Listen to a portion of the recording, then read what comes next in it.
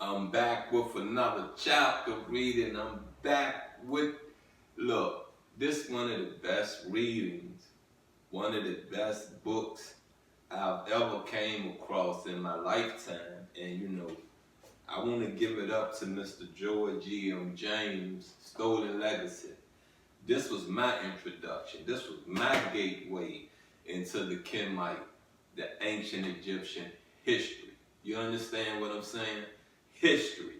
Because it started off as me reading history first. Then I took upon it myself and I made it a part of my culture. Then I took it upon myself to allow them to anoint me. Peep this out. You're with the Nasty Pastor. Please, if you're not on my YouTube channel, OFM Kemet Edition, go on over there before we get this started. Hit that subscribe button. As you're viewing this, you're streaming this. If you like this, put a like on it. If you don't like this, put the thumbs down on it. If you on Facebook viewing it, put the little angry face on there, or go on in the comments and tell me about why you don't like it. Anyway, let's get into this chapter reading. And I was supposed to, I'm gonna tell you now, I was supposed to go through this and do some markings right quick to figure out how far I'm gonna let this reading go in this particular chapter we're in, because when you get to I believe we're in chapter 5, but we are in, let me make sure, because I don't want to tell you wrong. I'm really trying to catch myself. Yeah, we're in chapter 5, but I'm really trying to correct myself and check myself right in that moment. And we're in chapter 5, and we're in part 5, but part 5 big. Yeah, big. I mean, it's a big part of chapter 5. And what I'm going to do, honestly speaking, which you got what I'm saying, it probably going to end up being a part 5-1, a part 5. It's going to end up being a chapter 5, part 5-1, a chapter 5, part 5-2. You got what I'm saying? That's big. I mean, it's big. It's huge. It's very, very, very, very huge. And bear with me. Because see, then after you read chapter 5, it goes into chapter 6. This is chapter 5. If you can see how many pages this is, you may understand it all. But I'm going to break this down. It might have, look, chapter 5, part 5 may got 3-4 extra parts to it, if you get what I'm saying. But look, let's get into this reading. And the title of part 5, chapter 5, is a summary of conclusions concerning the pre-Socratic philosophers and the history of the 4 qualities and 4 elements. How many of y'all know what the 4 elements are? Wind, air, earth,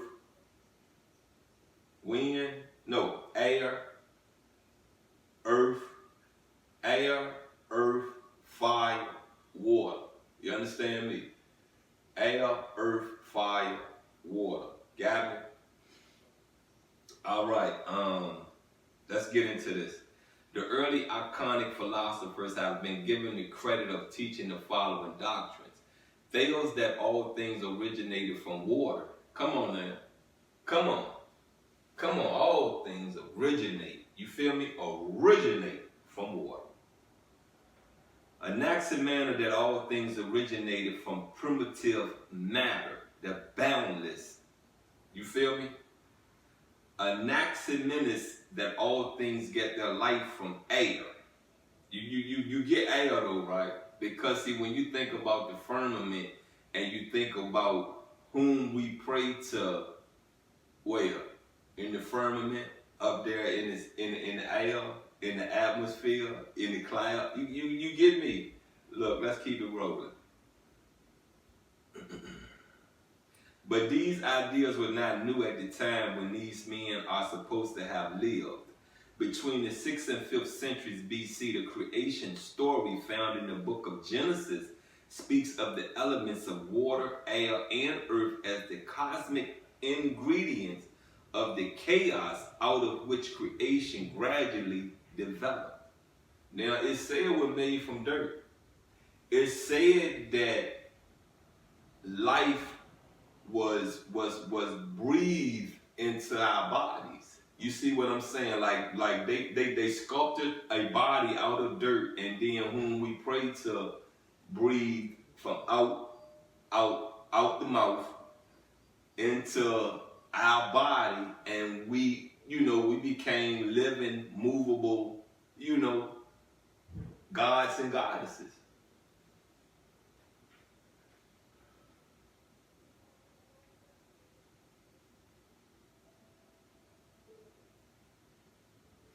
The date of the Pentateuch is placed at the 8th century BC, but the view of the Mosaic authorship of Genesis takes us still further back into antiquity and many centuries before the time of the Ionian philosophers. We are told not only the Bible, but also by the historian Philo, that Moses was an initiate of the Egyptian mysteries and became a aerogrammer, learned in all the wisdom of the Egyptian people. This was only possible by proper initiation and gradual advancement when evidence of fitness was demonstrated by the neophyte. The Egyptian name of Moses was given to all candidates at their baptism and meant saved by water. Oh my. I ain't got to go too much into Moses to give you the good understanding why I love me some Moses, right? Right? I don't have to get more into why I said Moses took the good out of Kemet into the Middle East, into Canaan, right? I don't have to say no more, right? Because it's telling you now Moses was a scholar. Moses learned our Egyptian mystery system. You got it? Our Kemetite mystery system. Let's get back into this reading. The exodus of the Israelites appears to have occurred in the 21st Egyptian dynasty, 1100 BC, in the reign of Bacchus, under the leadership of Moses, whose creation story of Genesis is clearly of Egyptian origin.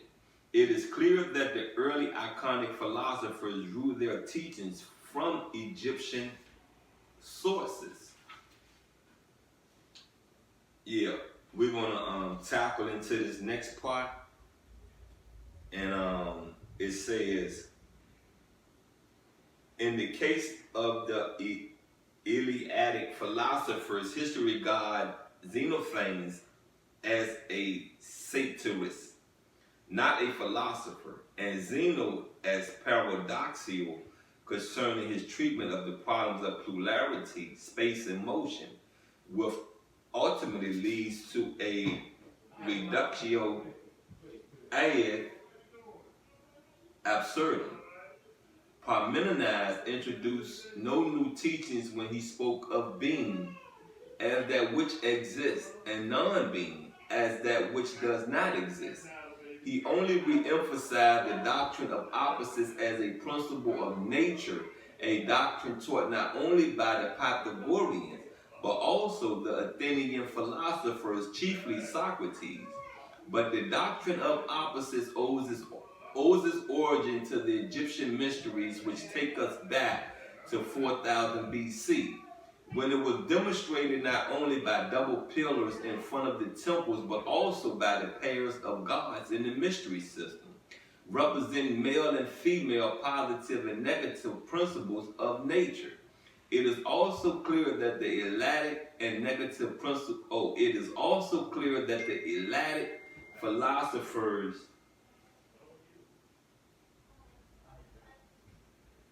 drew their teachings from Egyptian sources. We're going to stop right there. And yeah, we're going to stop right there. That's going to be the end of that part of chapter 5, part 5. And I just want to say this to you, you know, we was master builders. You feel me? You getting what I'm saying? We was master builders. We was envied. We had a lot of jealousy towards us. You feel me? So I say to you today, you know, you love yourself, because I love some me. You know, pick yourself up. It ain't hard. It's not. It's not hard to pick yourself up. It's not hard to find yourself in a space of doubt. It's not hard to find yourself in a space of depression. It's not hard to find yourself in a place that you feel hopeless. And usually during depression, you know what I mean, that's a part of depression. You're feeling, you know, you're feeling hopelessness. You know, you're feeling hopeless. And I just say you have to motivate yourself. You know, I speak to you and I explain to you that there was a time I was depressed. You know, I used to take meds for it and everything. You know what I mean? I was diagnosed with depression. And I had to pull myself up. I had to find some things in my life that made sense. I had to find some things in my life that needed me in their life. You feel me? Needed me in their lives. So what I did, you know what I mean? I did what I had to do, talk about it, motivated myself. And when it came to a point that I was motivating myself, I no longer had to talk about it. My youngest son-in-law came along and started motivating me further. You get me? When I started motivating myself, you get me? Come on now. When I started motivating myself first, you understand? Later on, my youngest son-in-law came along and started motivating me also. Look, peep this out. Once again, I am the Nasty Pastor. Please go on over to my YouTube channel, OFM Kemet Edition. Put a like on something. Share something. Definitely comment on something. And if you haven't subscribed, subscribe. Come on, it don't cost you nothing. All it costs you is a motion of your finger. Click, click. You feel me? Click, click. Love you, and I'm out.